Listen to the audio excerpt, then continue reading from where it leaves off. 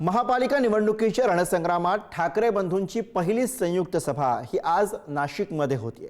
नाशिकच्या हुतात्मा अनंत कान्हेरे मैदानावरती राज ठाकरे आणि उद्धव ठाकरे यांची तोफ आज धडाडणार असून सभेची तयारी अंतिम टप्प्यामध्ये पोहोचली आहे। सभेसाठी भव्य व्यासपीठ उभारण्यात आलं असून 52 बाय 80 फुटांच्या या व्यासपीठावरती 122 उमेदवारांसह स्थानिक पदाधिकारी मिळून जवळपास 150 ते 160 जणांची आसन व्यवस्था करण्यात आलेली आहे।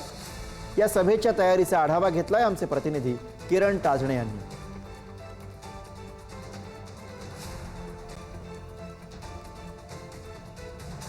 तर नाशिकमध्ये ठाकरे बंधूंची आज पहिली संयुक्त सभा होते आहे। उद्धव ठाकरे आणि राज ठाकरे या सभेमधून संबोधित करतील आणि या सभेसाठीची सगळी तयारी आता अंतिम टप्प्यामध्ये आलेली आहे आणि आज या ठिकाणी ठाकरे बंधूंची तोफ धडाडताना पाहायला मिळणार आहे। त्यामुळे आपल्या या पहिल्या संयुक्त सभेमधून उद्धव ठाकरे आणि त्याचबरोबर राज ठाकरे हे काय भाष्य करणार हे पाहणं अत्यंत महत्त्वाचं असेल।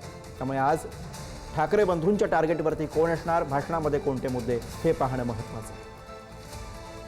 पहिलं प्रचार जो खऱ्या अर्थानं होणार आहे तो याच नाशिकमध्ये होणार आहे आणि आपण त्याच गेटवर उभे आहोत। खऱ्या अर्थानं नाशिकच्या या गेटवर आपण आहोत, ज्या गेटवरून खऱ्या अर्थानं ठाकरे बंधूंची पहिली जाहीर सभा याच इकडे होणार आहे।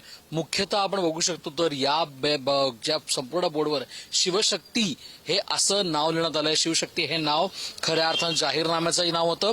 ठाकरे बंधूंचा जाहीरनामा, ठाकरेंचा जाहीरनामा असा कुठेच उल्लेख नव्हता। मात्र ठाकरेंचा विश्वास किंवा ठाकरेंची विचार हे बोलून शिवशक्ती हे नाव देण्यात आले आणि आज सुद्धा या संपूर्ण प्रचार ज्या सभेला सुद्धा शिवशक्ती हे नाव देण्यात आलंय। दोन्हीही मनसेची निशाणी आहे, शिवसेनेची निशाणी आहे। ठाकरे बंधूंची युती झाल्यानंतर कुठे कुठे सभा होणार आहे याकडे सगळ्यांचं लक्ष लागलं होतं।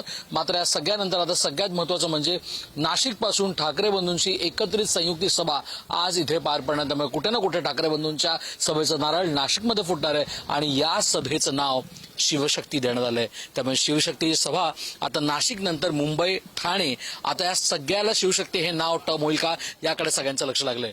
आमच्यासोबत श्रेया सावंत, पुढारी न्यूज, नाशिक।